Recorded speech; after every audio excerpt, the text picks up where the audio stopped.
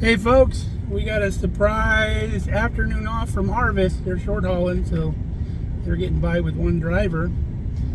So we're gonna go do what we've been wanting to do for a while and needing to do. Go pick up our windmill. Come along with us.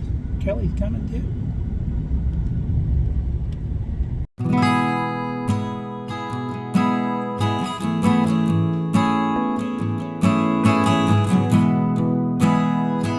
So we acquired this windmill a while back. We got a tower from my neighbor. He's been with the channel for a while. You saw it when we got it. And we recently acquired everything to go on top of it. The rotor, the gearbox, the tail, everything. It's a complete windmill that we're going to get. And big thanks to my cousin Darrick for finding it for us. It's not too far from our place. It's only about 30 minutes. So we're on their way now. We'll see you when we get there. Well, here it is, folks. A complete windmill top.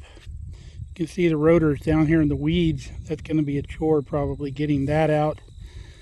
Complete with the tail. You can still read the words on the tail. It says aero motor. There's not even any bullet holes in the tail. That's uncommon. Like this one over here. That one's full of bullet holes. So we're going to start the assessment here and see what we need to do to get this thing apart. I brought just about every tool for just about any contingency. We'll see how well I did. Alright folks, we got her apart, but boy, it was a chore. Any of you that ever done that would know. We took the tail section off first. It was quite a chore because we had to drive an old pin out of it and it had a spring hooked to it and all that. And then we got all the mechanism unhooked, and then we actually took the pipe section out of the frame itself, out of the tower, so that was quite a headache. And then once we got that loose, we took the rotor apart, and then once you get the rotor apart, you can take these rods out that screw in here to the rotor head, and then you've got to get the gearbox off. And let me tell you, that gearbox is heavy. It was all like Kelly and I could do to carry it over here to the truck. So we're going to get all this stuff tied down, throw it in the truck, what'll go in the truck, and get home and get it unloaded. All right, we got loaded, tied down, raring to go. And this is why I never wanted to be a mechanic. Here's our windmill tower right here. We put it out here along the fence, get it up out of the way. We got, like I said, we got this from one of our neighbors down the road. Unknown whether we have the right piece up here on top. We'll check that out. If we don't, we brought the piece with it that was on the tower that it was on. But I think this is a 30-foot tower. So let me go show you where we're going to put it. So our idea all along has been to put it right here on the end of this little flat spot up here. The only thing we're going to run into is, if you can see it, we have power lines running right next to that, which is going to make it a little tricky standing the tower up the way I'm going to do it. So I don't know if we're going to reevaluate where it's going to go, or if we're just going to go ahead and do it. If I do put it here, we're going to have to set it back a little bit so these power lines won't be an issue. So this is our main power coming in from our service pole. So you can see they're right here. So maybe we'll set it back a little ways over here. Also thought about putting it over here by the fire pit area. Would be a cool place. But we're going to decide on that and figure out the best place to put it. And we'll probably start working on it here soon. I don't know if I'm going to get it done before winter, but I can at least get started on the project. Now the windmill on this property, when the family owned everything around here, was up there. See where those trees are? The old windmill, the pump head is still there, but those trees weren't there. There used to be a windmill there, and that well fed a stock tank up here in the old cattle yard up here, and there was also a pipe that ran down the hill down to the house location, and there was a tank up on the hill as well. So the windmill would fill that tank, and then that tank being up on the hill there would gravity feed the house and everything down here.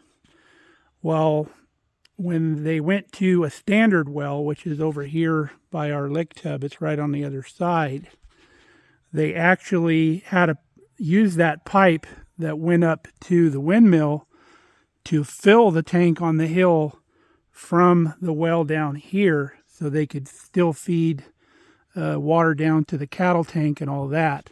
But the pipe is underground. It's since been abandoned. I'm told by the previous owner that it's still in the ground down here somewhere. But now this well just feeds the house and the pressure tank down in the basement, and that's how it works now, just like a standard well. Now this is what the wellhead would look like right here. Had the old pump handle on it, but what they would do, they would take the pump handle off. This is an old wellhead that I retrieved from my aunt and uncle's place before they sold it, because it's a part of history and I love history. I actually had to find this handle at Junk Jaunt and bought the handle for it so it would be complete, because back in the day when the windmills were working, they'd remove this handle and this big long stem here would connect with a rod all the way up to the gearbox on top of the windmill. The windmill base would be perfectly right over the top of the well, centered. And then as the windmill turned, this rod would go up and down and pump the water out of the well. Now, the windmill had a mechanism up on top, you could control it. This part of the mechanism here, there's another couple pieces right here. This is the connector rod right here that went all the way up into the gearbox, all the way through the bottom, and would, or actually from there, all the way up into here, and would connect to this mechanism here. But with this system here, there was controls down on the bottom of the windmill where you could fold the tail section to where the windmill was no longer facing into the wind. If you had a high wind coming or a storm, you would always fold your windmill. And then there's also a brake, which you can see right here. It's kind of like a brake drum on a car. It's got a band around here that tightens up, that would actually brake, would keep your rotor from turning. This would squeeze on here, and there was a connection down at the bottom of the windmill. You could pull a handle to set the brake on the windmill as well. With the crazy high wind, you don't want the windmill spinning because it's way too much friction going on. You can imagine how fast that thing would spin in a 50-mile-an-hour wind. Now, I probably mentioned this is not going to be a working windmill. It's going to be pretty much decoration only. Kind of a giant weather vane, all it's going to do. I don't want the rotor to spin because there's maintenance involved in all of that. I'm going to keep the tail section folded, which means when the wind blows, the edge of the rotor will be into the wind. It won't be flat to the wind to where it wants to spin. And I'll probably lock the rotor up to where it won't turn. So the only thing it's going to do is the whole thing, tail and all, will be able to turn in the wind, and that's not going to cause a problem. That's not going to get wore out. If that rotor was to turn in the wind all the time, that thing would eventually just tear itself apart because, like I said, there's a lot of maintenance involved, there's a lot of lubrication and all that. So being just a decoration, it doesn't need to spin. And with the high wind that we get out here in Nebraska, that would be a bad thing because I don't want to be climbing that tower to maintain it. So that's why it's just going to be a decoration. Now it'd be super cool to have a windmill that actually worked, that actually pumped the water, and have a little shallow well here to put it on. But there's a lot more cost involved in that. It would be a good backup water source, but I think the water table here in our area is down far enough to where it's just no longer a 30-foot well like they used to have. So it would cost a lot to get down that far. Even the people around here that have the windmills, a lot of them have gone away from the windmills and they put solar pumps on their wells. The windmills are just still sitting there. But would be super cool, I know. All right, we got home. Got a big old harvest moon tonight.